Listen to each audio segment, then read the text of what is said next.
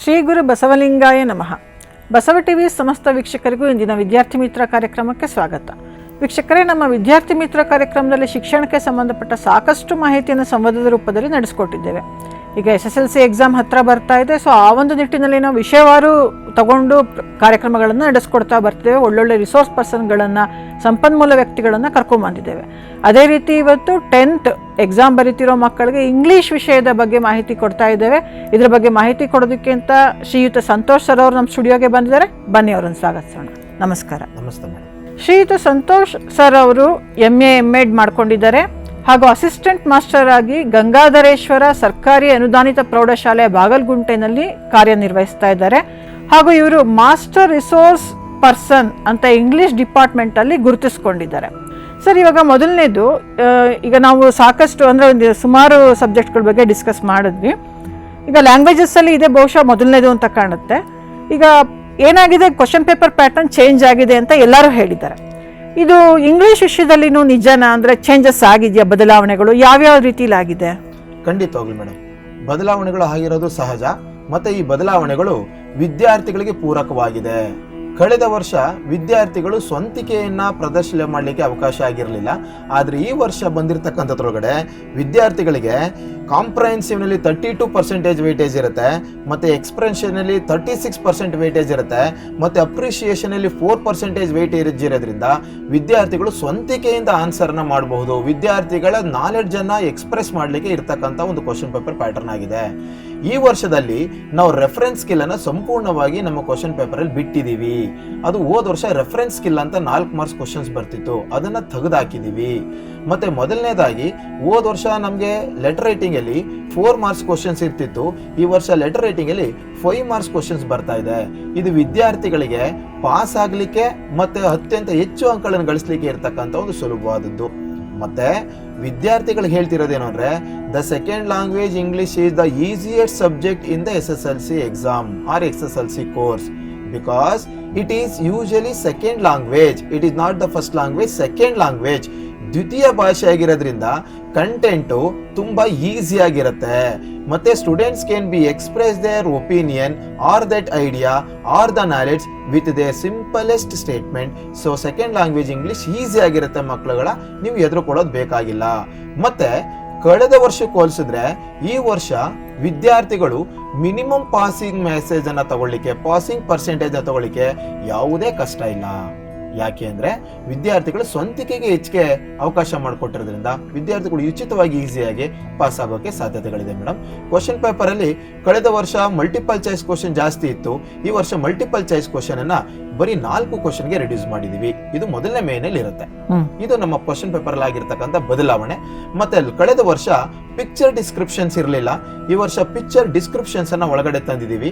ಮತ್ತೆ last year story expansion ಇರಲಿಲ್ಲ, ಈ ಸತಿ ಸ್ಟೋರಿ ಎಕ್ಸ್ಪಾನ್ಷನ್ ಅನ್ನ ಪ್ರಶ್ನೆ ಪತ್ರಿಕೆಯಲ್ಲಿ ತಂದಿದ್ದೀವಿ. ಇವು ಪ್ರಶ್ನೆ ಪತ್ರಿಕೆಯಲ್ಲಿ ಆಗಿರ್ತಕ್ಕಂಥ ಮೇಜರ್ ಡೆವಲಪ್ಮೆಂಟ್ಸ್ ಮತ್ತೆ ಮೇಜರ್ ಚೇಂಜಸ್ ಅಂತ ಹೇಳಲಿಕ್ಕೆ ಇಷ್ಟಪಡಕ್ಕೆ ಹೇಳ್ತೀನಿ ಮೇಡಮ್. ಖಂಡಿತ, ಬಹುಶಃ ಈ ತರ ಒಂದು ಚೇಂಜಸ್ ಆಗಿರೋದು ನಮ್ಮ ವಿದ್ಯಾರ್ಥಿಗಳಿಗೇನೆ ಒಂದು ಲ್ಯಾಂಗ್ವೇಜ್, ಒಂದು ಭಾಷಾ ಒಂದು ಕೌಶಲ್ಯ ಆಗಲಿ ಅಥವಾ ಒಂದು ಭಾಷೆಯ ಒಂದು ಶ್ರೀಮಂತಿಕೆ ಅಥವಾ ಒಂದು ಭಾಷೆಯನ್ನು ಕಲಿಯೋದಕ್ಕೆ ಅಥವಾ ಒಂದು ಅಭಿವೃದ್ಧಿ ಪಡಿಸ್ಕೊಳ್ಳೋಕೆ ಇರೋ ನಾಲೆಡ್ಜ್ ಭಾಷೆಯ ವಿಷಯದಲ್ಲಿ ಅಂದರೆ ಇಂಗ್ಲೀಷ್ ಭಾಷೆಯ ವಿಷಯದಲ್ಲಿ ತುಂಬ ಸಹಾಯ ಆಗುತ್ತೆ ಅಂತ ಅನ್ಸುತ್ತೆ. ಯಾಕಂತಂದರೆ ಆಫ್ಟರ್ SSLC ಆರ್ಟ್ಸ್ ತಗೊಳ್ಳೋರು ಇರ್ತಾರೆ, ಇಂಗ್ಲೀಷ್ ಮೇಜರ್ ತಗೊಳ್ಳೋರು ಇರ್ತಾರೆ, ಅವ್ರಿಗೆಲ್ಲ ಸ್ವಲ್ಪ ಪ್ರಿಪ್ರೇಟಿವ್ ಆಗಿ ಸ್ವಲ್ಪ ಈ ಥರದ್ದೆಲ್ಲ ಅಭ್ಯಾಸ ಆದರೆ ಒಳ್ಳೇದು ಅನ್ಸುತ್ತೆ. ಸರ್, ಇವಾಗ ಕ್ವಶನ್ ಪೇಪರ್ ಪ್ಯಾಟರ್ನಿಗೆ ಬಂದರೆ ಎಷ್ಟು ಮೈನ್ ಇರುತ್ತೆ ಸರ್? ಒಂದೊಂದೇ ಮೈನ್ ಎಕ್ಸ್ಪ್ಲೇನ್ ಮಾಡಿ. ಖಂಡಿತವಾಗ್ಲಿ ಮೇಡಮ್, ಈ ವರ್ಷ ನಮಗೆ 2019-20 ಶೈಕ್ಷಣಿಕ ಸಾಲಿನಲ್ಲಿ ಆಗಿರತಕ್ಕಂಥ ಪ್ರಶ್ನೆ ಪತ್ರಿಕೆ ಬದಲಾವಣೆಗಳಲ್ಲಿ ನಾವು 14 ಮೇನ್ಗಳನ್ನು ನೋಡ್ತೀವಿ. ಸೆಕೆಂಡ್ ಲ್ಯಾಂಗ್ವೇಜ್ ಇಂಗ್ಲಿಷ್ ನಲ್ಲಿ 14 ಮೇನ್ಗಳಿರುತ್ತೆ. ಇದರೊಳಗಡೆ ಫಸ್ಟ್ ಮೇನ್ ಅಲ್ಲಿ 4 ಕ್ವಶನ್ಸ್ ಗಳಿರುತ್ತೆ ಮೇಡಮ್. ಇದನ್ನ MCQ ಕ್ವಶನ್ಸ್ ಅಂತ ಕರಿತೀವಿ, ಬಹು ಆಯ್ಕೆ ಪ್ರಶ್ನೆಗಳು ಅಂತ ಇರುತ್ತೆ, ಮಲ್ಟಿಪಲ್ ಚಾಯ್ಸ್ ಕ್ವಶನ್ಸ್ ಮೇಡಮ್. ಇದೊಂದು ಬಿಟ್ರೆ ಈ ಪ್ರಶ್ನೆ ಪತ್ರಿಕೆಯಲ್ಲಿ ಇನ್ನೆಲ್ಲೂ ಕೂಡ ಬಹು ಆಯ್ಕೆ ಪ್ರಶ್ನೆಗಳು ಇಲ್ಲ. ಕಳೆದ ವರ್ಷ ಈ ತರಕ್ಕೆ ಸಾಕಷ್ಟು ಅವಕಾಶ ಇತ್ತು. ಹಾಗೆ ಇಲ್ಲಿ 4 ಪ್ರಶ್ನೆಗಳಿದೆ. ಈಗ ನಾವು ವಿದ್ಯಾರ್ಥಿಗಳಿಗೆ ಹೇಳಕ್ಕೆ ಇಷ್ಟಪಡೋದೇನು ಅಂದ್ರೆ, the students can easily score 4 out of 4 in the multiple choice question, because here out of the 7 items 4 questions would come. The 7 items will be there, but 4 that content would become. ಯಾವುದು ಬರ್ಬೋದು? First one is compulsory ಇಲ್ಲಿ question tag ಬರಬೇಕು. Question tag is the compulsory question under the multiple choice questions ಆಗಿರುತ್ತೆ madam. Sir question tag ಅಂದ್ರೆ ಏನು? Question tag ಅಂದ್ರೆ V have A 2 type of the question. One is seeking information questions ಅಂತ ಕರಿತೀವಿ, by using WH words ಅನ್ನು use ಮಾಡೋದು. For example why are relate, what is mean that, ಈ ತರ ಕೇಳಿದಾಗ ಅದನ್ನ ನಾವು ಕ್ವಶನ್ಸ್ ಅಂತ ಕರಿತೀವಿ. ಕ್ವಶನ್ ಟ್ಯಾಗ್ಸ್ ಅಂದ್ರೆ the question tags are use to confirm the informations ಆಗಿರುತ್ತೆ, ಶಾರ್ಟ್ ಕ್ವಶನ್ಸ್ ಅಂತ ಕರಿತೀವಿ. ಇದು ಹುಡುಗರುಗಳಿಗೆ ಈಸಿಯಾಗಿ ಮಾಡ್ಲಿಕ್ಕೆ ಒಂದು ಇರ್ತಕ್ಕಂಥ ಒಂದು ಪ್ರಶ್ನೆ. ಹೇಗೆ ಕ್ವಶನ್ ಟ್ಯಾಗ್ ಅಂದ್ರೆ, for example Suma is driving a car ಅಂತ ಇರುತ್ತೆ. ಅಂದ್ರೆ ಯಾವಾಗ ನಮ್ಗೆ ವಿದ್ಯಾರ್ಥಿಗಳಿಗೆ ಆಕ್ಸಿಲರಿಯನ್ನು ಕೊಟ್ಟಿರ್ತಾರೋ, ಹೆಲ್ಪಿಂಗ್ ವರ್ಬನ್ನ ಕೊಟ್ಟಿರ್ತಾರೋ ಅದನ್ನ ಬಳಸಿ ನೆಗೆಟಿವ್ ಸೆಂಟೆನ್ಸ್ ಅನ್ನ ಮಾಡಬೇಕಾಗಿರುತ್ತೆ. For example Suma is driving a car ಅಂತ ಬಂದಾಗ ಅಲ್ಲಿ ಕ್ವಶನ್ ಆನ್ಸರ್ ಏನಾಗುತ್ತೆ, ಇಸಂಟ್ ಶಿ ಅಂತ ಆಗ್ಬಿಡುತ್ತೆ. ಅಂದ್ರೆ ವಿದ್ಯಾರ್ಥಿಗಳು ಈಸಿಯಾಗಿ ಮಾಡ್ತಾರೆ. ಪಾಸಿಟಿವ್ ಸ್ಟೇಟ್ಮೆಂಟ್ ಇದ್ದಾಗ ನೆಗೆಟಿವ್ ಕ್ವಶನ್ ಟ್ಯಾಗ್ ಅನ್ನ ಮಾಡಬೇಕಾಗಿರುತ್ತೆ, ನೆಗೆಟಿವ್ ಕ್ವಶನ್ಸ್ ಇದ್ದಾಗ ಪಾಸಿಟಿವ್ ಕ್ವಶನ್ ಟ್ಯಾಗ್ ಅನ್ನ ಮಾಡಬೇಕಾಗಿರುತ್ತೆ. ವಿದ್ಯಾರ್ಥಿಗಳಿಗೆ ಇದರೊಳಗೆ 4 ಮಲ್ಟಿಪಲ್ ಚಾಯ್ಸ್ ಕ್ವಶನ್ಸ್ ಇರೋದ್ರಿಂದ, 4 ಆಪ್ಷನ್ಸ್ ಇರೋದ್ರಿಂದ ವಿದ್ಯಾರ್ಥಿಗಳು ಉಚಿತವಾಗಿ ಈಸಿಯಾಗಿ ಪ್ರಶ್ನೆ ಪತ್ರಿಕೆಯನ್ನು ನೋಡಿದ ತಕ್ಷಣ ಅದರೊಳಗಿರ್ತಕ್ಕಂಥ ಪಾಸಿಟಿವ್ ಸ್ಟೇಟ್ಮೆಂಟ್ಗೆ ನೆಗೆಟಿವ್ ಆನ್ಸರ್ನ ಈಸಿಯಾಗಿ ಗುರ್ತು ಮಾಡಬಹುದು. ಇದು ಕಂಪಲ್ಸರಿ ಇರ್ತಕ್ಕಂಥ ಒಂದು ಕ್ವಶನ್ಸ್. ಇದು ಕ್ವಶನ್ 1 ಇರುತ್ತೆ. ಎರಡನೇ ಕ್ವಶನ್ಸ್ ಬಂದ್ರೆ ಇಲ್ಲಿ identify the parts of speech ಅಂತ ಒಂದು ಕ್ವಶನ್ ಹೊಸದಾಗಿ ಇನ್ಕ್ಲೂಡ್ ಮಾಡಿದ್ವಿ madam. Identify the parts of speech. Last year this questions was not they, but ಈ ವರ್ಷ ನಾವು ಕ್ವಶನ್ಸ್ ಅನ್ನು ಇಂಪ್ಲಿಮೆಂಟ್ ಮಾಡಿದೀವಿ. ಇದ್ರೊಳಗೆ ಏನು ಸ್ಟೂಡೆಂಟ್ಸ್ಗೆ ನಾನು ಈಸಿಯಾಗಿ ಹೇಳಿಕ್ಕೆ ಇಷ್ಟಪಡೋದೇನು, ಇಲ್ಲಿ ನೀವು ಪಾರ್ಟ್ಸ್ ಆಫ್ ಸ್ಪೀಚ್ ಅಲ್ಲಿ ನೌನ್, ಅಡ್ಜೆಕ್ಟಿವ್, ಅಡ್ವರ್ಬ್ ಅನ್ನು ಐಡೆಂಟಿಫೈ ಮಾಡೋ ಶಕ್ತಿ ಇದ್ರೆ ನೀವು 1 ಮಾರ್ಕ್ಸ್ ಅನ್ನು ತಗೊಂತೀರಿ. ಯಾಕೆ ಸರ್? ಕಂಜಂಕ್ಷನ್ಸ್ ಇರೋದಿಲ್ಲ, ಇದು ಸಪರೇಟ್ ಕ್ವಶನ್ಸ್ ಇದೆ. ಪ್ರಿಪೋಸಿಷನ್ಸ್ ಇರೋದಿಲ್ಲ, ಪ್ರಿಪೋಸಿಷನ್ ಸಪರೇಟೇ ಕ್ವಶನ್ಸ್ ಇದೆ. ಅದೇ ರೀತಿ ಬಂದಾಗ ಇಲ್ಲಿ ನಮಗೆ ಅಡ್ಜೆಕ್ಟಿವ್ ಅಥವಾ ಕಂಜಂಕ್ಷನ್ಸ್ ಅಥವಾ ನಮ್ಗೆ ಇಲ್ಲಿ ಬರ್ತಕ್ಕಂಥದ್ದು ನೌನ್ ಅನ್ನು ಐಡೆಂಟಿಫೈ ಮಾಡೋದು ಕೊಟ್ಟಿರ್ತೀವಿ. ನೌನ್ ಅಥವಾ ಅಡ್ಜೆಕ್ಟಿವ್ ಅಡ್ವರ್ಬ್ ಆಗಿರುತ್ತೆ. ಯೂಶಲಿ ನಮ್ಗೆ ಗೊತ್ತಿರ್ತಕ್ಕಂಥದ್ದು if you are describing a person noun ಆಗಿರುತ್ತೆ, if you are describing a verb adverb ಆಗಿರುತ್ತೆ. ಇವೆರಡರಲ್ಲಿ ನಮ್ಮ ಪ್ರಕಾರ ಕ್ವಶನ್ಸ್ ಬರ್ಬೋದು. ಡಿಸ್ಕ್ರೈಬಿಂಗ್ ಆಫ್ ನೌನ್ ಅಡ್ಜೆಕ್ಟಿವ್ ಆಗಿರುತ್ತೆ, ಡಿಸ್ಕ್ರೈಬಿಂಗ್ ಆಫ್ ವರ್ಬ್ ಅಡ್ವರ್ಬ್ ಆಗಿರುತ್ತೆ. For example a Ramu is a good boy ಅಂತ ಕರಿತೀವಿ. ಅಲ್ಲಿ ಗುಡ್ ಅನ್ನೋದೇನು, Ramu is noun and good ಅನ್ನೋದು ಅಡ್ಜೆಕ್ಟಿವ್ ಮಾಡಿರ್ತೀವಿ. ಈಸಿಯಾಗಿ ಸ್ಟೂಡೆಂಟ್ಸ್ಗಳು ಪಾರ್ಟ್ಸ್ ಆಫ್ ಸ್ಪೀಚ್ ಅನ್ನು ಐಡೆಂಟಿಫೈ ಮಾಡಿದ್ರೆ 1 ಮಾರ್ಕ್ಸ್ ಬಂದ್ಬಿಡುತ್ತೆ. ಇದು ಎಂತಹ ದೊಡ್ಡ ವಿದ್ಯಾರ್ಥಿಯು ಕೂಡ ಈಸಿಯಾಗಿ 1 ಮಾರ್ಕ್ಸ್ ಅನ್ನ ಸ್ಕೋರ್ ಮಾಡಬಹುದು. ನಮ್ಮ ಪ್ರಿಡಿಕ್ಷನ್ಸ್ ಪ್ರಕಾರ ಅಡ್ಜೆಕ್ಟಿವ್, ಅಡ್ವರ್ಬ್, ನೌನ್ ಅನ್ನು ಪ್ರಿಡಿಕ್ಟ್ ಮಾಡೋ ಶಕ್ತಿ ಇದ್ರೆ ವಿದ್ಯಾರ್ಥಿಗಳು ಕ್ವಶನ್ಸ್ ಅಲ್ಲಿ ಮಲ್ಟಿಪಲ್ ಚಾಯ್ಸಸ್ ಅಲ್ಲಿ 1 ಕ್ವಶನ್ಸ್ ಈಸಿಯಾಗಿ ಬಂದ್ಬಿಡುತ್ತೆ ಮೇಡಮ್. ಇದು ಎರಡನೇ ಕ್ವಶನ್. ಮೂರನೇ ಕ್ವಶನ್ಸ್ ಬಂದ್ರೆ ಲಾಂಗ್ವೇಜ್ ಫಂಕ್ಷನ್ಸ್ ಅಂತ ಕರಿತೀವಿ. ಲಾಂಗ್ವೇಜ್ ಫಂಕ್ಷನ್ಸ್ ಅಂದ್ರೆ for example may I come in ma'am, shall I use your pen ma'am, can I use this ma'am, ಅಥವಾ shall I go consult a doctor, today may rain come, ಈ ತರ ಪದಗಳನ್ನ statement ಅನ್ನು ನೋಡ್ತೀವಿ. ಅಲ್ಲಿ model auxiliaries ಯಾವ ರೀತಿಯಾದಂತ language function ಅನ್ನ ಮಾಡ್ತಿದೆ ಅಂತ ಐಡೆಂಟಿಫಿಕೇಶನ್ ಮಾಡಬೇಕಾಗಿರುತ್ತೆ. For example may I come in ma'am ಅಂತ ಬಂದಾಗ ಅದೇನು ಪರ್ಮಿಷನ್ ಕೇಳ್ತಾ ಇರೋದಾ. For example today may rain come ಅಂತ ಇರುತ್ತೆ, ಅಲ್ಲಿ ಪಾಸಿಬಿಲಿಟೀಸ್ ಆಗಿರುತ್ತೆ. ಹಾಗೆ ಕನ್ಸಲ್ಟ್ ಎ ಡಾಕ್ಟರ್ ಅಡ್ವೈಸ್ ಆಗಿರುತ್ತೆ. 4 options will be there, you have to choose which one is right. ಈಸಿಯಾಗಿ ವಿದ್ಯಾರ್ಥಿಗಳು ಐಡೆಂಟಿಫಿಕೇಶನ್ ಮಾಡಬಹುದು. ಮತ್ತೆ ಪ್ಲೀಸ್ ಅಂತ ಕೊಟ್ಟಿರ್ತಾರೆ, usually it comes under request ಆಗಿರುತ್ತೆ. ಇದು ಒಂದು ನಮಗೆ 3ನೇ ಕ್ವಶನ್ಸ್ ಆಗಿ MCQ ಅಲ್ಲಿ ಬರುತ್ತೆ. 4ನೇ ಕ್ವಶನ್ಸ್ ಯಾವ್ದಿರ್ಬೋದು, ಇದನ್ನ ಪ್ರಿಫಿಕ್ಸಸ್ ಅಂತ ಕರಿತೀವಿ. ಪ್ರಿಫಿಕ್ಸಸ್ ಅಂದ್ರೆ ಏನು? When we framing the word, if we join the words or letter to before the base form, that is we called as a prefix ಅಂತ ಕರಿತೀವಿ. ಸರ್ ಪ್ರಿಫಿಕ್ಸ್ ಯಾಕೆ ಯೂಸ್ ಮಾಡಬೇಕು? Always prefixes will create the opposite word. Always prefixes will create the opposite word. For example happy ಅಂತ ಇರುತ್ತೆ, unhappy. Regular ಅಂತ ಇರುತ್ತೆ, irregular. Comfortable ಇರುತ್ತೆ, uncomfortable. ಹೀಗೆ ನಾವು ಪೂರ್ವ ಪದಗಳನ್ನು ಜೋಡಿಸಿದ್ರೆ ಅದನ್ನ ಪ್ರಿಫಿಕ್ಸಸ್ ಅಂತ ಕರಿತೀವಿ. ಇದು 1 ಕ್ವಶನ್ಸ್ ಇರುತ್ತೆ. ಅದ್ರ ಜೊತೆಗೆ ನಮ್ಗೆ ಇಫ್ ಕ್ಲಾಸ್ ಕೂಡ ಬರಬಹುದು. ಇಫ್ ಕ್ಲಾಸ್ ಕ್ವಶನ್ ನಂಬರ್ 12, 13 ಕೂಡ ಬರಬಹುದು, ಅಥವಾ ಕ್ವಶನ್ ನಂಬರ್ 4 ಕೂಡ ಇಫ್ ಕ್ಲಾಸ್ ಅನ್ನ ಪ್ರಿಡಿಕ್ಟ್ ಮಾಡ್ತೀವಿ. ಬಹುಶಃ ಇಫ್ ಕ್ಲಾಸ್ ಅನ್ನ ನಾವು ಮುಂದಿನ 12 ಮತ್ತು 13ನೇ ಕ್ವಶನ್ಸ್ ವೇಟೇಜ್ ಅಲ್ಲಿ ನೋಡೋಣ. ಈಗ ನಮ್ಗೆ ನಮ್ಮ ಪ್ರಕಾರ ಬಂದ್ರೆ ಮೊದಲನೇ ಮೇನ್ ಅಲ್ಲಿ 4 ಮಲ್ಟಿಪಲ್ ಚಾಯ್ಸ್ ಕ್ವಶನ್ಸ್ ಇರುತ್ತೆ, 1 ಕ್ವಶನ್ ಟ್ಯಾಗ್ ಆಗಿದೆ. ಎರಡನೇದು ಬಂದ್ರೆ identify the parts of speeches ಆಗಿದೆ. ಮೂರನೇದು ಬಂದ್ರೆ ಲ್ಯಾಂಗ್ವೇಜ್ ಫಂಕ್ಷನ್ಸ್ ಆಗಿದೆ. ಮತ್ತೆ ನಾಲ್ಕನೇದು ಬಂದ್ರೆ ಕ್ವಶನ್ ಟ್ಯಾಕ್ಸ್ ಆಗಿದೆ. ಇವು 4 ಕ್ವಶನ್ಸ್ಗಳು ನಮಗೆ ಫಸ್ಟ್ ಮೇನಲ್ಲಿ ಬರುವಂತ ಚಾನ್ಸಸ್ಗಳು ಜಾಸ್ತಿ ಅಂತ ಹೇಳ್ತೀವಿ. ಇದು MCQ, ಇದು ಫಸ್ಟ್ ಮೇನ್ ಆಗಿದೆ ಮೇಡಮ್.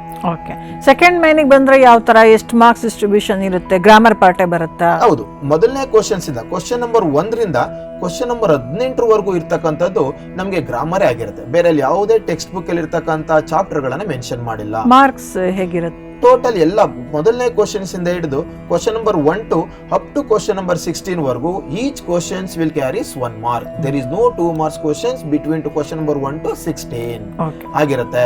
ಹಾಗಾಗಿ ಕ್ವಶನ್ ನಂಬರ್ 5 ಇಂದ ಕ್ವಶನ್ ನಂಬರ್ 6 ಇರ್ತಕ್ಕಂಥದ್ದು ಕೂಡ ಗ್ರಾಮರೇ ಆಗಿದೆ. But mind students, from question number 5 to 16 they are not multiple choice question. Fill in the blanks or it is called as do as directed ಅಂತ ಕೇಳ್ತೀವಿ. ಸೂಚಿಸಿರುವ ರೀತಿಯಲ್ಲಿ ಅವನ್ನ ಬದಲಾವಣೆ ಮಾಡಿ ಅಂತ ಆಗಿರುತ್ತೆ. ಇದ್ರೊಳಗಡೆ ಯಾವ ಕ್ವಶನ್ಸ್ ಬರುತ್ತೆ? So most probably the first or second questions may be either it will become prepositions ಆಗ್ಬೋದು ಆರ್ ಆರ್ಟಿಕಲ್ಸ್ ಮೇಲೆ ಮೊದಲನೇ ಕ್ವಶನ್ಸ್ ರೈಸ್ ಆಗ್ಬಿಡುತ್ತೆ ನಮಗೆ. ಆರ್ಟಿಕಲ್ಸ್ ಅಂದ್ರೆ ಗೊತ್ತು, usually we have 3 types of articles. They are pre articles and the definite article ಅಂತ ಕರಿತೀವಿ. Pre articles ಅಂದ್ರೆ a and an are called as a pre articles, where it as the is called as a definite article ಅಂತ ಕರಿತೀವಿ. Usually students ಹೀಗೆ ಹೇಗೆ answer ನ fill ಮಾಡಬಹುದು? Either it will be a and the, ಏನೇ ಇರಲಿ ಈಸಿಯಾಗಿ if the sentence is in a plural form ಆಗಿದ್ರೆ ಯೂಶಲಿ ಸ್ಟೂಡೆಂಟ್ಸ್ ಅಲ್ಲಿ ದಾನ ಈಸಿಯಾಗಿ ಚೂಸ್ ಮಾಡ್ಬಿಡ್ಬೋದು. ಯಾಕೆಂದ್ರೆ ಎ ಅಂಡ್ ಆನ್ ನಾವು ಚೂಸ್ ಮಾಡಬೇಕು ಅಂದ್ರೆ ದಟ್ ಶುಡ್ ಬಿ ಸಿಂಗ್ಯುಲರ್ ಆಗಿರಬೇಕು. If there is a plural usually students answer it as a the ಅಂತ ಮಾಡ್ತಾರೆ. ದೆನ್ ಪ್ರಾಬಬಲಿ ಸ್ಟೂಡೆಂಟ್ ಕ್ವಶನ್ಸ್ ಯಾವ ರೀತಿ ಪ್ರಿಡಿಕ್ಟ್ ಮಾಡಬೇಕು? ಆನ್ ಅನ್ನೋ ಆನ್ಸರ್ ಬರಬೇಕಾದಾಗ most of the time the question paper committee will try to test your knowledge. ಹೇಗಿರುತ್ತೆ? Dash European ಅಂತ ಕೊಟ್ಟಿರ್ತಾರೆ.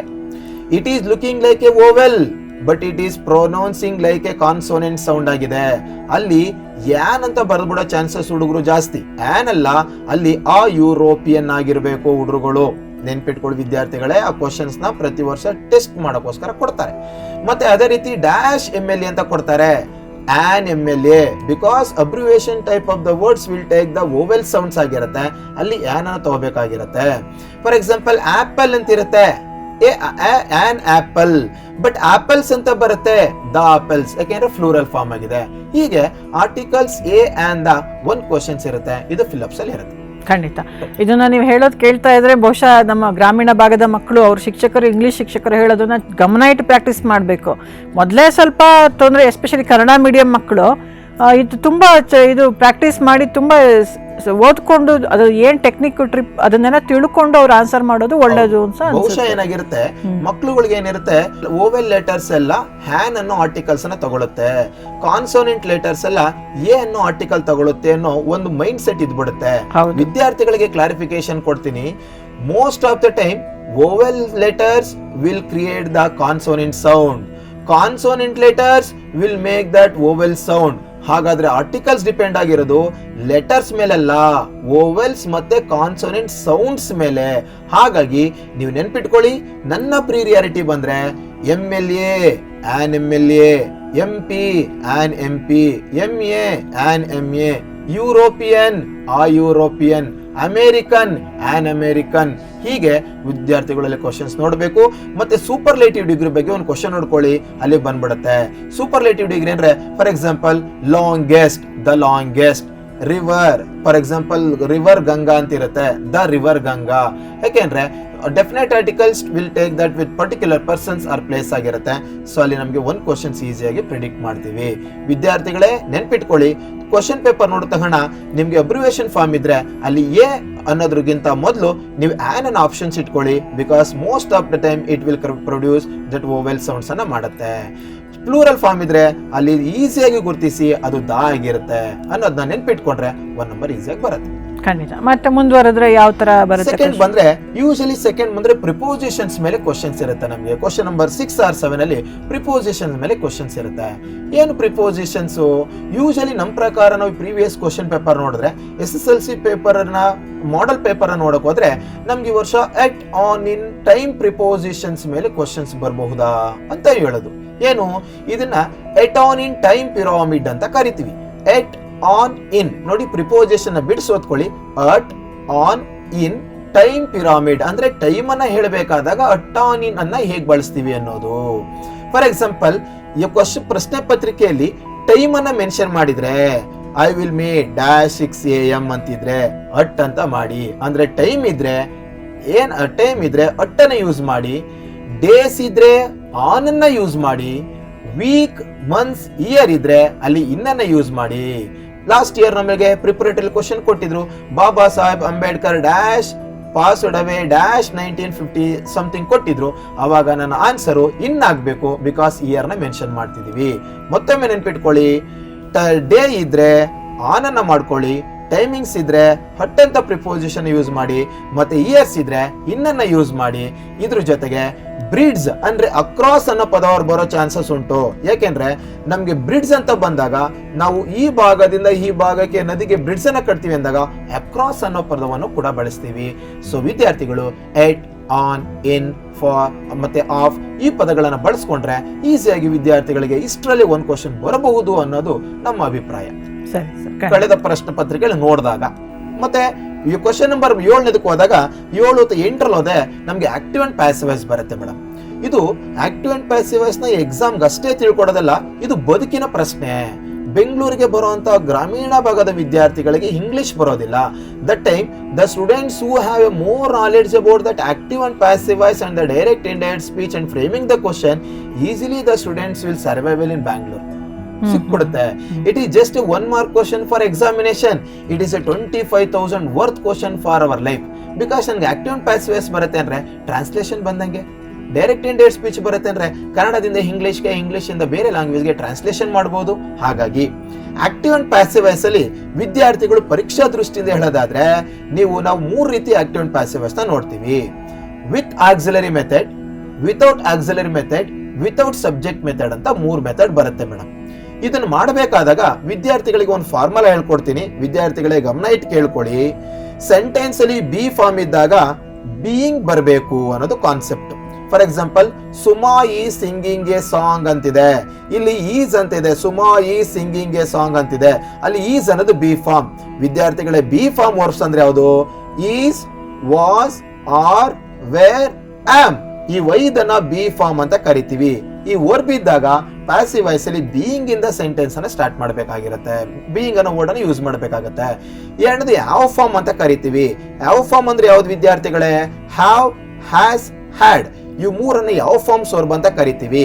ಕೊಟ್ಟಿರ್ತಕ್ಕಂಥ ಸೆಂಟೆನ್ಸ್ ಅಲ್ಲಿ ನೀವು ಪ್ರಶ್ನೆ ಪತ್ರಿಕೆನ ನೋಡಿ, ಹ್ಯಾವ್ ಅನ್ನೋ ಪದ ಇದ್ರೆ ಹ್ಯಾವ್ ಬೀನ್, ಆಸ್ ಬೀನ್ ಅನ್ನೋದು ಆನ್ಸರ್ ಆಗಬೇಕಾಗಿರುತ್ತೆ. ಸೊ ಯೂಶಲಿ ಈಸ್ ಬೀಯಿಂಗ್ ಅಥವಾ ಹ್ಯಾಸ್ ಬೀನ್ ಅನ್ನೋದ್ರ ಮೇಲೆ ಕ್ವಶನ್ ಫ್ರೇಮ್ ಆಗೋ ಚಾನ್ಸಸ್ ಜಾಸ್ತಿ ಇರುತ್ತೆ. ಫಾರ್ ಎಕ್ಸಾಂಪಲ್, ವಿದ್ಯಾರ್ಥಿಗಳು ಹೇಳ್ತಾರೆ Suma is preparing the coffee, the coffee is being prepared by Suma ಅಂತ ಆಗುತ್ತೆ. ಆದ್ರೆ ವಿದ್ಯಾರ್ಥಿಗಳೇ ಹೋದ ವರ್ಷ ಕ್ವಶನ್ ಪೇಪರ್ ಅಲ್ಲಿ ವಿದ್ಯಾರ್ಥಿಗಳಿಗೆ ಟ್ವಿಸ್ಟ್ ಮಾಡಿದ್ರು. The chief guest as distributed the prizes, the chief guest as the distributed the prizes ಅಂತಿದೆ. ಇಲ್ಲಿ ಚೀಫ್ ಗೆಸ್ಟ್ ಅಂತಿದ್ದಾಗ ಹ್ಯಾಸ್ ಇದೆ, ಬಿಕಾಸ್ ಆಸ್ ಅಂದ್ರೆ ಸಿಂಗ್ಯುಲರ್, ಚೀಫ್ ಗೆಸ್ಟ್ ಅನ್ನೋದು ಸಿಂಗ್ಯುಲರ್. ಬಟ್ ದ ಪ್ರೈಸಸ್ ಅನ್ನು ತಂದಾಗ the prizes have been distributed by the chief guest. ಯಾಕೆಂದ್ರೆ prizes ಅನ್ನೋದು ಫ್ಲೂರಲ್ ಫಾರ್ಮ್, ಹ್ಯಾವ್ ಅನ್ನೋದು ಫ್ಲೂರಲ್ ವರ್ಬ್ ಆಗಬೇಕು. ಸೊ ಈ ಪ್ಯಾಟರ್ನ್ ಅಲ್ಲಿ ಒಂದು ಆಕ್ಟಿವ್ ಅಂಡ್ ಪ್ಯಾಸಿವ್ ವಾಯ್ಸ್ ಇರುತ್ತೆ ನಿಮಗೆ. Probably has been, have been ಅಥವಾ ಈಸ್ ಬೀಯಿಂಗ್ ಮೇಲೆ ಕ್ವಶನ್ಸ್ ನ ನೋಡ್ಕೊಳ್ಳಿ ನೀವು. ಇದು ಆಕ್ಟಿವ್ ಅಂಡ್ ಪ್ಯಾಸಿವ್ ವಾಯ್ಸ್ ಆಗಿರುತ್ತೆ. ನೆಕ್ಸ್ಟ್ ನಮಗೆ ಬರುವಂತದ್ದು ಡಿಗ್ರೀಸ್ ಆಫ್ ಕಂಪ್ಯಾರಿಸನ್ ಆಗಿರುತ್ತೆ ಮೇಡಮ್. ಡಿಗ್ರೀಸ್ ಆಫ್ ಕಂಪ್ಯಾರಿಸನ್ ಅಲ್ಲಿ ಮೋಸ್ಟ್ ಪ್ರಾಬಬಲಿ ನಾವು ಕ್ವಶನ್ಸ್ ಹೇಗೆ ಪ್ರಿಡಿಕ್ಟ್ ಮಾಡ್ತೀವಿ? The questions may appear in the positive degree, we have to be changed for the comparative degree or the superlative degree. ಬಹುಶಃ ಇಲ್ಲಿ ಫ್ಲೂರಲ್ form ಅಲ್ಲಿ ಬರಲ್ಲ ಅನ್ಕೊಂಡಿರ್ತೀವಿ, possibility singular form ಅಲ್ಲಿ ಇರುತ್ತೆ. For example, Charan is the tallest boy in our school ಅಂತ ಹೇಳಿದಾಗ ಇದು singular form ಅಲ್ಲಿ ಇದೆ ಅಂತ ಅನ್ಕೋಬೇಕು. ಅದೇ ಸೆಂಟೆನ್ಸ್ ಅಲ್ಲಿ Charan is one of the tallest boy in our school ಅಂತ ಬಂದಾಗ ಫ್ಲೂರಲ್ ಆಗಿರುತ್ತೆ. Most probably second language English ಆಗಿರೋದ್ರಿಂದ ಸಿಂಗ್ಯುಲರ್ ಫಾರ್ಮ್ ಅಲ್ಲಿ ಇರುತ್ತೆ. ನಾವು ಅದನ್ನ ಬೇರೆ ಡಿಗ್ರಿ ಚೇಂಜ್ ಮಾಡಬೇಕಾಗಿರುತ್ತೆ. ಇದು ಒಂದು ಕ್ವಶನ್ಸ್ ಇರುತ್ತೆ. ನೆಕ್ಸ್ಟ್ ನಮಗೆ ಕ್ವಶನ್ ನಂಬರ್ 9 ಬಂದಾಗ fill in the blanks with correct form of the verb given in the bracket ಅಂತ ಇರುತ್ತೆ. ವಿದ್ಯಾರ್ಥಿಗಳು ಗಮನ ಹರಿಸಬೇಕು. ಇಲ್ಲಿ ನಿಮ್ಗೆ ಬಿ ಫಾರ್ಮ್ ಮತ್ತೆ ಹ್ಯಾವ್ ಫಾರ್ಮ್ ಬಗ್ಗೆ ಗೊತ್ತಿದ್ರೆ 1 ಮಾರ್ಕ್ಸ್ ಬರುತ್ತೆ. ಮತ್ತೊಮ್ಮೆ ಹೇಳ್ತೀನಿ ವಿದ್ಯಾರ್ಥಿಗಳೇ, ಇಂಗ್ಲಿಷ್ ಅಲ್ಲಿ 24 ಆಕ್ಸಿಲರೀಸ್ ಇದೆ. Auxiliaries are also called as helping verbs ಅಂತ ಕರಿತೀವಿ. Helping verbs will helps to know about whether the sentence is in present tense or in the past tense. It helps to know about whether the sentence is in singular or in the plural. And it also tells about the voice of the verb ಹೇಳುತ್ತೆ. ಇವು ಗೊತ್ತಿದ್ರೆ ಮಾತ್ರ English grammar ಅರ್ಥ ಆಗುತ್ತೆ. How the tables and that formulas are very important for the mathematics. Likewise that helping verbs are the formula for our English grammar. ಗೊತ್ತಿರಬೇಕು. Be form ಅಂತ ಕೊಟ್ಟಿದ್ರೆ ನೀವು ಅದರ ಅರ್ಥ ಬೀನು ಬೀಯಿಂಗ್ ಮಾಡಿ ಅಲ್ಲ. Is, was, are, were, am ಇದರಲ್ಲಿ ಯಾವ್ದು ಸೂಟೇಬಲ್ ಆ ವರ್ಬ್ ಅನ್ನ ಯೂಸ್ ಮಾಡುವಂತ ಮೇಡಮ್. ಇದನ್ನ correct form of the verb given in the bracket ಅಂತ ಕರಿತೀವಿ. ಸೊ ಇದ್ರ ಮೇಲೆ 1 ಕ್ವಶನ್ಸ್ ಬರುತ್ತೆ. ನೆಕ್ಸ್ಟ್ ಕ್ವಶನ್ ನಂಬರ್ 10 ಅಲ್ಲಿ ತುಂಬಾ ಬ್ಯೂಟಿಫುಲ್ ಕ್ವಶನ್ ಮೇಡಮ್ ಇದು. ಹೇಗೆಂದ್ರೆ ನೀವು ಓದ್ಬೇಕಾದಾಗ ಇತ್ತು SSLC ಇದು, ಮತ್ತೆ ಡ್ರಾಪ್ ಆಗಿತ್ತು. Use the word first as a noun then as a verb ಅಂತ ಕೊಡ್ತಾರೆ. ಕೊಟ್ಟಿರ್ತಕ್ಕಂಥ ಒಂದು ಪದವನ್ನ ಮೊದಲು ನೌನ್ ಆಗಿ ಯೂಸ್ ಮಾಡಿ ನಂತರ ವರ್ಬ್ ಆಗಿ ಯೂಸ್ ಮಾಡಿ ಅಂತಾರೆ. ಗ್ರಾಮೀಣ ಭಾಗದ ವಿದ್ಯಾರ್ಥಿಗಳಿಗೆ ಪ್ರೋಗ್ರಾಮ್ ಇದು ರೀಚ್ ಆದಾಗ ವೀಸಿಯಾಗಿ 1 ಮಾರ್ಕ್ಸ್ ತಗೊಂತಿರೋ ವಿದ್ಯಾರ್ಥಿಗಳೇ, ನಮ್ಮ ಬಸವ ಟಿವಿಯಿಂದ ಒಂದು ಕ್ಲೂನ ಕೊಡ್ತಿದೀನಿ. ಏನಂತ ಅಂದ್ರೆ, ನೀವು ಪ್ರಯತ್ನ ಪಡ್ತಿದ್ದೀರಿ, ಕಷ್ಟ ಆಗುತ್ತೆ ಅನ್ನೋದಾದ್ರೆ ನೀವು ಯಾವುದೇ ಸೆಂಟೆನ್ಸ್ ಅನ್ನ ದೇರ್ ಈಸ್ ಇಂದ ಸ್ಟಾರ್ಟ್ ಮಾಡಿ ನೌನ್ ಆಗ್ಬಿಡುತ್ತೆ. ಐ ವಿಲ್ ಇಂದ ಸ್ಟಾರ್ಟ್ ಮಾಡಿ ವರ್ಬ್ ಆಗ್ಬಿಡುತ್ತೆ. ಫಾರ್ ಎಕ್ಸಾಂಪಲ್ ಪ್ಲೇ ಅಂತ ಇರುತ್ತೆ, there is a playground, noun ಆಯ್ತು. I will play in the ground verb ಆಯ್ತು. ಹಾಗಾದ್ರೆ ವಿದ್ಯಾರ್ಥಿಗಳು ಕ್ವಶನ್ ನಂಬರ್ 10 11 ಬರ್ತಕ್ಕಂಥ ಪ್ರಶ್ನೆಗೆ ಈಸಿಯಾಗಿ ಉತ್ತರ ಮಾಡ್ತಾರೆ. ದೇರ್ ಈಸ್ ಇಂದ ಸ್ಟಾರ್ಟ್ ಮಾಡಿ ನೌನ್ ಆಗುತ್ತೆ, ಐ ವಿಲ್ ಇಂದ ಸ್ಟಾರ್ಟ್ ಮಾಡಿ ವರ್ಬ್ ಆಗುತ್ತೆ. ಇದು ಕ್ವಶನ್ ನಂಬರ್ 10 ಅಲ್ಲಿ ಇರುತ್ತೆ. ಕ್ವಶನ್ ನಂಬರ್ 11 ಬಂದ್ರೆ ಡೈರೆಕ್ಟ್ ಇಂಡೈರೆಕ್ಟ್ ಸ್ಪೀಚ್ ಆಗಿರುತ್ತೆ. So it's my strong suggestions to our students, those who are watching our Basava TV. It's my suggestion. ಈ ವರ್ಷ ನಮಗೆ ಇಂಟರೋಗೇಟಿವ್ ಸೆಂಟೆನ್ಸ್ ಮೇಲೆ ಅಥವಾ ಅಸರ್ಟಿವ್ ಸೆಂಟೆನ್ಸ್ ಮೇಲೆ ನಮಗೆ ಡೈರೆಕ್ಟ್ ಅಂಡ್ ಡೈರೆಕ್ಟ್ ಸ್ಪೀಚ್ ಇರುತ್ತೆ. Then mind it students, last year this questions carries the 2 marks, but this year this question has the only 1 marks. 1 marks ಇದೆ. ಇದು ಬದಲಾವಣೆ. ಇಂಟರೋಗೇಟಿವ್ ಸೆಂಟೆನ್ಸ್ ಮೇಲೆ ನೋಡ್ಕೊಳ್ಳಿ. ಮತ್ತೆ ಮೋಸ್ಟ್ ಇಂಪಾರ್ಟೆಂಟ್ ಮಾಡಬೇಕಾಗಿರೋದು, if it is a yes or no type of questions ಆಗಿದ್ರೆ ನೀವು if ಇಂದ ಸೆಂಟೆನ್ಸ್ ಅನ್ನ ಸ್ಟಾರ್ಟ್ ಮಾಡಬೇಕಾಗಿರುತ್ತೆ. ಮೋಸ್ಟ್ ಪ್ರಾಬಬ್ಲಿ ಎಲ್ಲಾ ಶಾಲೆ ಶಿಕ್ಷಕರು ಹೇಳ್ಕೊಟ್ಟಿರ್ತಾರೆ, ನಾನು ಕ್ಲೂಸ್ ಅನ್ನ ಕೊಡ್ತೀನಿ. ಸೊ ಈಗ ನಿಮ್ಗೆ ಸೆಂಟೆನ್ಸ್ ಅಲ್ಲಿ for example did you attend the class ಅಂತ ಇದ್ದಾಗ ಆ ತರ ಸಂದರ್ಭದಲ್ಲಿ better to you to start the sentence with if in the sentence start ಮಾಡಬೇಕು. It is clue for yours. This type of questions will come to your examinations ಅನ್ನೋದು ನಮ್ಮ concept ಆಗಿದೆ ಈ ವರ್ಷದಲ್ಲಿ. ಮತ್ತೆ ಅದಾದ್ಮೇಲೆ ಬರ್ತಕ್ಕಂಥದ್ದು ಕ್ವಶನ್ ನಂಬರ್ 12 ಅಲ್ಲಿ ನಮಗೆ ಇಫ್ ಕ್ಲಾಸ್ ಅಂತ ಬರುತ್ತೆ ಮೇಡಮ್. ಇಫ್ ಕ್ಲಾಸ್ ಅಂದ್ರೆ ತುಂಬಾ ಈಸಿ ಆಗಿರುವಂತದ್ದು. We have a 3 class, 3 conditionals ಅಂತ ಕರಿತೀವಿ. First conditional, second conditional, third conditional. First conditions ಅಂದ್ರೆ ಪ್ರೆಸೆಂಟ್ ಟೆನ್ಸ್ ಅಂತ, ಸೆಕೆಂಡ್ ಕಂಡೀಷನ್ಸ್ ಅಂದ್ರೆ ಪಾಸ್ಟ್ ಟೆನ್ಸ್ ಅಂತ, ಥರ್ಡ್ ಕಂಡೀಷನ್ಸ್ ಅಂದ್ರೆ ಪಾಸ್ಟ್ ಪರ್ಫೆಕ್ಟ್ ಟೆನ್ಸ್ ಅಂತ. ಒಂದು ಕನ್ನಡದಲ್ಲಿ ಎಕ್ಸಾಂಪಲ್ ಹೇಳ್ತೀನಿ. ನನಗೆ ಲಾಟ್ರಿ ಹೊಡೆದ್ರೆ ಕಾರ್ ತಗೊಂತೀನಿ, ಪ್ರೆಸೆಂಟ್ ಟೆನ್ಸ್. ಸ್ಟಿಲ್ ಪಾಸಿಬಿಲಿಟೀಸ್ ಇದೆ, ನನಗೆ ಲಾಟ್ರಿನೂ ಹೊಡೆದಿಲ್ಲ, ಕಾರು ತಗೊಂಡಿಲ್ಲ. ಲಾಟ್ರಿ ಹೊಡಿಬಹುದು, ಕಾರು ತಗೋಬಹುದು. ಇದನ್ನ ನಾವು ಪ್ರೆಸೆಂಟ್ ಟೆನ್ಸ್ ಅಂತ ಕರಿತೀವಿ, ಫಸ್ಟ್ ಕಂಡೀಷನಲ್. ಸೆಕೆಂಡ್ ಕಂಡೀಷನಲ್ಸ್ ಅಂದ್ರೆ ನನಗೆ ಲಾಟ್ರಿ ಹೊಡೆದಿದ್ರೆ ಕಾರ್ ತಗೊಂಡಿರ್ತಿದ್ದೆ. ಇದನ್ನ ನಾವು ಸೆಕೆಂಡ್ ಕಂಡೀಷನಲ್ಸ್ ಅಂತ ಕರಿತೀವಿ. ನನಗೆ ಲಾಟ್ರಿ ಹೊಡೆದಿದ್ರೆ if I won the lottery I would buy a car ಅಂತ ಇರುತ್ತೆ. ಇದನ್ನ ನಾವು ಥರ್ಡ್ ಕಂಡೀಷನಲ್ಸ್ ಹೇಳಿದಾಗ ನನಗೆ ಲಾಟ್ರಿ ಹೊಡೆದಿದ್ರೆ ಇವತ್ತು ಯಾವತ್ತೋ ಕಾರ್ ತಗೊಂಡ್ಬಿಡ್ತಿದ್ದೆ ಅಂತ ಹೇಳ್ತೀವಿ. ಇದನ್ನ ಥರ್ಡ್ ಕಂಡೀಷನ್ ಅಂತ ಕರಿತೀವಿ. ವಿದ್ಯಾರ್ಥಿಗಳೇ, ಇಲ್ಲಿ ನಾನು ತುಂಬಾ ಸುಲಭವಾದ ಕ್ಲೂ ಕೊಡ್ತೀನಿ. ನಿಮ್ಗೆ ಥರ್ಡ್ ಕಂಡೀಷನ್ ಅಲ್ಲಿ ಕ್ವಶನ್ಸ್ ಬರೋ ಚಾನ್ಸಸ್ ಜಾಸ್ತಿ. ಥರ್ಡ್ ಕಂಡೀಷನ್ ಅಲ್ಲಿ ನಿಮ್ಮ ಉತ್ತರ ಏನಾಗಿರುತ್ತೆ, ಉಡಾವ್ ಅನ್ನೋದು ಆನ್ಸರ್ ಆಗಿರುತ್ತೆ. ಉಡಾವ್ ಅಂತ ಹೆಂಗ್ ಸರ್ ಗುರುತಿಸೋದು ಅಂದ್ರೆ ಸೆಂಟೆನ್ಸ್ ಪಾಸ್ಟ್ ಪರ್ಫೆಕ್ಟ್ ಟೆನ್ಸ್ ಅಲ್ಲಿ ಇರುತ್ತೆ. Sir, how to rectify whether it is a past perfect tense or the present tense? Easy students, because if the sentence is combined with HAD, had ಅನ್ನೋ auxiliary sentence ಅಲ್ಲಿ ಇದೆಯಾ ಅಂತ ನೋಡ್ಕೊಳ್ಳಿ. ಇದ್ರೆ ನಿಮ್ಮ ಉತ್ತರ ಉಡಾವ್ ಆಗಿರುತ್ತೆ. ನಿಮ್ಗೆ ಈಸಿಯಾಗಿ 1 ಮಾರ್ಕ್ಸ್ ಬಂದ್ಬಿಡ್ತೀನಿ. ಚಾನ್ಸಸ್ ತುಂಬಾ ಜಾಸ್ತಿ ಇದೆ. ಥರ್ಡ್ ಕಂಡೀಷನ್ ಅಲ್ಲಿ ಕ್ವಶನ್ಸ್ ಬರುತ್ತೆ. ಫಸ್ಟ್ ಕಂಡೀಷನ್ಸ್ ನಿಮ್ಗೆ ಇಂಟ್ರೊಡಕ್ಷನ್ಸ್ ಇರುತ್ತೆ, ಥರ್ಡ್ ಕಂಡೀಷನ್ ಅಲ್ಲಿ ಕ್ವಶನ್ಸ್ ಇರುತ್ತೆ. ನಿಮ್ಮ ಉತ್ತರ ಉಡಾವ್ ಅಥವಾ ವುಡಂಟ್ ಹ್ಯಾವ್ ಅನ್ನೋದು ಆಗಿರುತ್ತೆ. ಈಸಿಯಾಗಿ 1 ಮಾರ್ಕ್ಸ್ ಬಂತು. ಸರ್, ಇಲ್ಲಿ ನನಗೊಂದು ಡೌಟ್ ಬಂತು. ಇಷ್ಟು ಡೀಟೇಲ್ ಆಗಿ ಗ್ರಾಮರ್ ಕೊಡ್ತಾ ಇದ್ದೀರಾ. ನಮ್ಮ ರೂರಲ್ ಗ್ರಾಮೀಣ ಪ್ರದೇಶಗಳಲ್ಲಿ ಫಸ್ಟ್ ಆಫ್ ಆಲ್ ಸ್ಕೂಲ್ಗಳೇ, ಹೈಸ್ಕೂಲ್ಗಳೇ ಕಡಿಮೆ, ಜೊತೆಗೆ ಅಲ್ಲಿ ಫ್ಯಾಕಲ್ಟೀಸು ಇರೋಲ್ಲ. ಬಂದರೂ ಇಂಗ್ಲೀಷ್ ಫ್ಯಾಕಲ್ಟೀಸು ಈಗ ಇಲ್ಲಿರೋಷ್ಟು ತಿಳುವಳಿಕೆ ಇರೋರು ಆಗಿರೋದು ಚಾನ್ಸಸ್ ತುಂಬ ಕಡಿಮೆ ಅನಿಸುತ್ತೆ. ಅಂಥ ಒಂದು ಸಂದರ್ಭದಲ್ಲಿ ಇಷ್ಟೊಂದು ಟ್ವಿಸ್ಟ್ಗಳು, ಟ್ರಿಕ್ಗಳು ಇದ್ರೆ ಅವರು SSLC ಮಕ್ಕಳು ಆನ್ಸರ್ ಮಾಡ್ತಾರಾ ಸರ್ ಗ್ರಾಮೀಣ ಭಾಗದಲ್ಲಿ? ಇಲ್ಲ, ಇದು ಟ್ವಿಸ್ಟ್ ಅನ್ನೋ ಪ್ರಶ್ನೆ ಅಲ್ಲ. ಒಂದು ಲ್ಯಾಂಗ್ವೇಜ್ ಅಂತ ಬಂದಾಗ ಅದರದೇ ಅದೊಂದು ಬ್ಯೂಟಿ ಇರುತ್ತೆ. ಬ್ಯೂಟಿ ಅಂದ್ರೆ ಅದನ್ನ ರೂಲ್ಸ್ ಅಂಡ್ ರೆಗ್ಯುಲೇಷನ್ಸ್ ಅಂತ ಕರಿತೀವಿ. Every language has its own set of rules and regulation. The study of rules and regulations of the language is called as grammar ಅಂತ ಕರಿತೀವಿ. ಹಾಗಾಗಿ ಇದನ್ನ ಗ್ರಾಮರ್ ನ ಪಾರ್ಟ್ ಅನ್ಕೋಬೇಕೆ ಹೊರತು ಟ್ವಿಸ್ಟ್ ಅನ್ಕೋಬಾರ್ದು. ಕನ್ನಡದಲ್ಲೂ ಇದೆ, ಆದ್ರೆ ರೆಗ್ಯುಲರ್ ಆಗಿ ಬಳಸ್ತಾ ಇರೋದ್ರಿಂದ ಅದು ನನಗೆ ಗ್ರಾಮರ್ ಅನಿಸ್ತಾ ಇಲ್ಲ, ಲ್ಯಾಂಗ್ವೇಜ್ ಅನಿಸ್ತಿದೆ. ನಾನು ಸೆಕೆಂಡ್ ಲ್ಯಾಂಗ್ವೇಜ್ ಇಂಗ್ಲಿಷ್ ಅನ್ನ ಬರೀ ಭಾಷೆಯಾಗಿ ನೋಡ್ತಾ ಇದ್ದೀನಿ, ನಾನು ಲ್ಯಾಂಗ್ವೇಜ್ ಆಗಿ ನೋಡ್ತಾ ಇಲ್ಲ. ನಾನು ಅದನ್ನ ಒಂದು ಸಬ್ಜೆಕ್ಟ್ ಆಗಿ ನೋಡ್ತಾ ಇದ್ದೀನಿ. ಭಾಷೆಯಾಗಿ ನೋಡಿದ್ರೆ ಅದು ರೂಲ್ಸ್ ಅಲ್ಲ, ರೆಗ್ಯುಲರ್ ಆಗಿ ಬಂದ್ಬಿಡುತ್ತೆ. ಸೊ ಹಾಗಾಗಿ ಕ್ವಶನ್ ನಂಬರ್ 12 or 13 ಅಲ್ಲಿ ಇಫ್ ಕ್ಲಾಸ್ ಇರುತ್ತೆ, ಅದು ಥರ್ಡ್ ಕಂಡೀಷನ್ಸ್ ಇರುತ್ತೆ ಮೋಸ್ಟ್ ಪ್ರಾಬಬ್ಲಿ, ನಿಮ್ಗೆ ಆನ್ಸರ್ ಉಡಾವಾಗಿರುತ್ತೆ ಅನ್ನೋದು ನನ್ನ ಕಾನ್ಸೆಪ್ಟ್. ಖಂಡಿತ.